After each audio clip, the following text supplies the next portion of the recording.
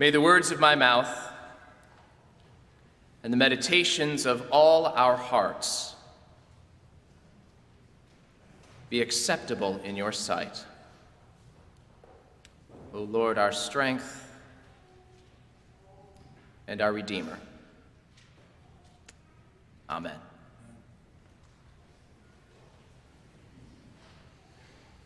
How dare you, sir? Well, I never. I beg your pardon. The nerve of some people. How rude. Who says that? Excuse me? Say what?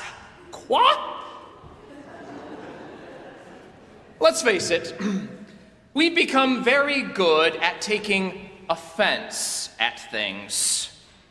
Sure, some of us more than others. But we live in a world that seems to look for slights and snubs and slaps in the face in even the most trivial things. We devote entire news cycles to examining possible insult in everything from presidential selfies to poorly edited tweets. And stress, as we know, only exacerbates the problem. Which is why, despite being the most wonderful time of the year, this season doesn't seem to make it any better. Sure, some of our offense is justified. How can one brave a meal with Uncle Jimmy without getting at least a little offended? But some of it, as we know, is misdirected. For example, for the last month, we've been told that as Christians, we should be offended anytime someone dares to utter a generic seasonal greeting in our midst. That stores whose banners and displays say Happy Holidays instead of Merry Christmas are somehow slighting Christians. But friends, setting aside the fact that there actually are multiple holidays this time of year, do we really want Target or Walmart to be the standard bearers of the Christian message? Does the promise of the incarnation hinge on seeing the word Christ while picking up our new Xbox One? Are we somehow more comfortable with the slugfest known as Good Friday if the cashier says Merry Christmas when we're checking out? No! The truth is, why would we want a Christian stamp of approval on the decidedly secular practice of consumption? To be clear, friends, there's plenty about which we can be offended this time of year, from world poverty to continued discrimination. But it usually has nothing to do with the greetings we use for one another. And frankly, if we allow ourselves to get offended at every small thing in life, we can sometimes lose track of those bigger offenses, the true injustices in our world. And when that happens, we miss the point of the season entirely. And so today, on this third Sunday in Advent, after a week in which we learned that Rochester is now the 5th poorest city in our nation, after a week of remembering the violence in Newtown 1 year ago, after another cold night for our city's homeless, let's save our indignation for something that really matters, as Jesus again reminds us of what we ought to be offended about. Our lesson today comes to us from the Gospel according to Matthew, and involves the ever-offensive John the Baptist. He wore camel's hair clothing, ate locusts and honey. Sick. And when we join him today, he's sitting in jail. Now, Matthew told us John has been in jail back in chapter 4. And while we won't hear about the charges for another couple of chapters, we get the idea that in Matthew's gospel, things have not gone particularly well for John since he baptized Jesus. In fact, things have gone about as wrong as they could go. And from reading ahead, we know it's downhill from here. After all, his story ends with the line, "Bring me the head of John the Baptist." Not exactly a positive prognosis. In other words, friends, in our story, we might imagine that John was experiencing a fair bit of stress. And fair enough, really. Here was a man who had done everything he could to obey the call that God had placed on his life. And yet everything was falling apart. Here was a man who had prepared people for Jesus, who had pointed people to the coming Messiah, who reminded people of all that was promised, and yet he was the one sitting in jail. It's almost offensive. Certainly Matthew was writing to a people who understood John's dilemma. The late first century Christians had been doing their best to live into the new way of life, and yet were suffering. Their temple had been destroyed. The Jewish leaders had ostracized them, and their faith had to be practiced in secret for fear of persecution. In other words, friends, they knew a fair bit about stress. They knew what it was like to suffer. And frankly, we get it. We know what it's like to struggle despite trying to do the right thing. We know what it's like to try our best and yet find ourselves trapped for one reason or another. We know what it's like to suffer. And as we know, in those moments, it's easy to doubt. It's easy to look at the people who don't seem to worry about the things that we worry about, who don't seem to have the problems that we do, who don't seem to struggle like us, and to think to ourselves, if only they knew. And in those moments, we can find ourselves getting a little bitter, a little offended at life. It can steal our joy.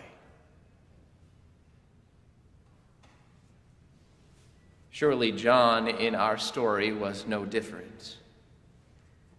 He must have looked around his cell and begun to wonder whether he'd made a mistake, whether this man whom he'd pointed to as the Messiah was legit, whether he'd been too quick to make up his mind, and so he did the only thing he could think to do. He asked him.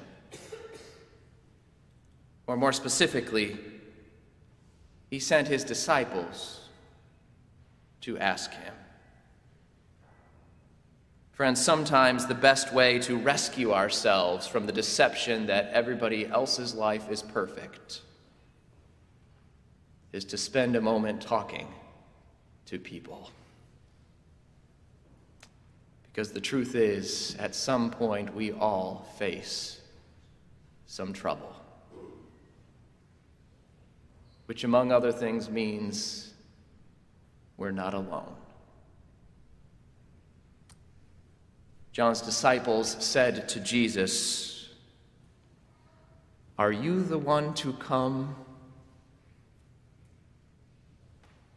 or are we to wait for another?" It's a pretty honest question. Are you the one to come, or are we to wait for another? John is saying to Jesus, are you him? Are you the one for whom we've been waiting? Because not much has changed. John had been preaching that the Messiah would turn the world on its head, that the righteous would suffer and that the righteous would be lifted up while the unrighteous suffered. And yet when the Messiah finally came, John found himself sitting in jail. He was expecting joy and instead got pain. Do you see? He was expecting something different, someone different. A conqueror, a Messiah, a king. And frankly, Jesus was a disappointment. Jesus must have recognized John's frustration through the question, because he tells the messengers, "Go and tell John what you hear and see." In Luke's gospel, he tells them to go and tell them what they saw and heard in the past tense. But in Matthew's gospel, it's about what's happening right now, what they continue to see, what they continue to hear. It's the work that continues to be done. It's an acknowledgement that while the goal hasn't been reached, the path has been uncovered. Jesus points to the blind who can now see, to the lame who can now walk, to the deaf who can now hear. He reminds John of the lepers who are no longer outsiders and the poor who have finally received some good news. In other words, friends, he points to those places where the world has changed, to the places where all big change starts. In our relationships with one another. Sure, not all of us can cleanse lepers or heal the blind, though the miracle of modern medicine comes close. But friends, we can work on the way that we relate to one another. But it means dropping the pretense of perfection.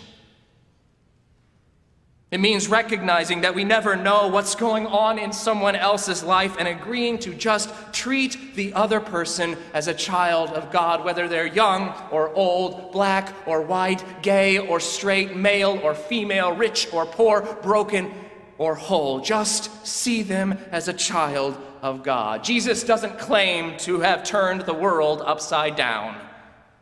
He doesn't pretend like all is well. He simply points to the differences he's made in particular people's lives and asks us to follow his example.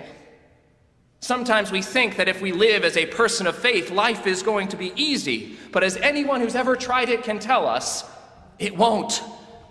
Look at John. Look at Jesus. The truth is, part of the freedom that God gives us to live in this world means that sometimes bad things are going to happen. The people we love will get sick. We will suffer. Loss will occur. The promise of our faith is not that we won't have to face those things. We will. The promise is that we won't have to face them alone. Friends, we are not alone. Which means we have something to be joyful about. A year ago, just after the Sandy Hook tragedy, after having spent the weekend crying for the terrible loss of innocent life, a young mother stood with two small children outside of her car in the cold parking lot of Wegmans, searching for her keys. And while the children cried and she dug in her oversized purse, an older couple who had also spent the weekend weeping spotted her, and for one reason or another, instead of walking by, asked if they could help. It turned out they could. And And while the conversation and friendship that is ensued might have happened whether the tragedy in Newtown had occurred or not, both acknowledged that moment as a little sign of God's grace in the midst of overwhelming sadness, as a little beacon of hope that the way that we make the world better is one relationship at a time.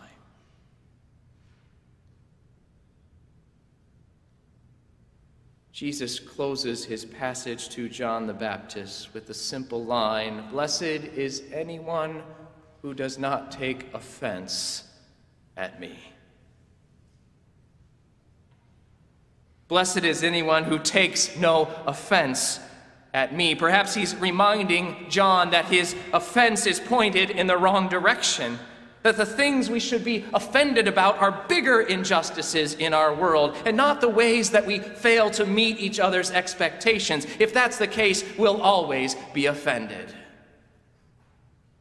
He's reminding John that we can choose to take offense. We can choose to respond to personal suffering with bitterness. We can choose to find the things about which to be scandalized and become overwhelmed by them, but we can also choose another way. A way which pulls us outside of ourselves long enough to really see one another. The irony, of course, is that the way of life to which Jesus calls us can itself be a little offensive. The kinds of people with which we're called to be in relationship can be offensive. The kinds of situations into which we're called to enter can be offensive. But friends, no one ever said this would be easy. And in the end, whether we like it or not, it's the only way to really, fully, joyfully live. The good news is that even when we fail, even when we react with fear, even when we allow ourselves to become bitter or offended or petty, even when we doubt, God doesn't abandon us. In Matthew's account, we never hear how John reacts to the message from Jesus. In fact, we don't hear anything else about John, from John, or through John until he's killed in chapter 14. Our hope is that the words of Jesus helped, but we don't know. What we do know is that Jesus never stopped loving John. Though Jesus could have been offended by John's question, the last half of our passage today is spent with Jesus praising John to the crowds. Do you hear? Just after fielding a question which implied that John had his doubts about Jesus, Jesus makes it clear to the crowds that he had no doubts about John. He praises his fortitude. He compares him to the prophets of old and claims that there is no one born of women who is greater. Friends, this is the scandal of grace. This is the offensiveness of grace. Grace means that there is nothing we can do or say to lose the love of God. We have it. It's ours. Congratulations. No matter how bitter, how angry, how tired, how lonely, how offended we become, God always chooses to love us.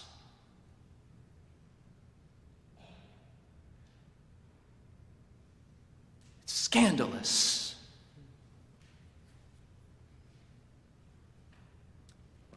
Our passage today closes with Jesus claiming that for as great as John is, the least in the kingdom of heaven will be greater than he.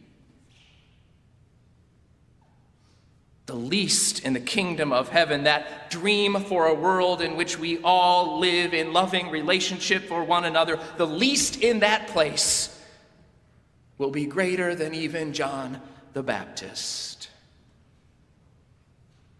Friends, sometimes we think Advent is about preparing for Christmas, for the birth of Jesus, but the truth is that already happened 2,000 years ago, and it was wonderful. No, this season is about preparing to finally and fully live out the message that that baby came to share. The kingdom of heaven is the promise that one day we will finally be able to set aside our bitterness and pain and fears and joyfully live as Christ commanded. But as we know, if we're going to do that, we can't allow ourselves to get bogged down in the stress and trivia of life. We have to keep looking toward those greater injustices in our world and spend our time bringing hope there. And the good news is that we have hope to spare. We have joy to spare. We have love to spare. And so this season, instead of worrying about the greeting written on the banners above our stores, let's worry about the people living on the streets beneath them. Instead of worrying about whether or not we're suffering more than someone else, let's work on embracing one another as children of God. Instead of letting ourselves become overwhelmed with the injustices in our world, let's try and change our world the only way we know how. One relationship at a time. Because if we can do that, we'll someday all be able to sing Joy to the World without anyone taking offense. That will be the day. Amen.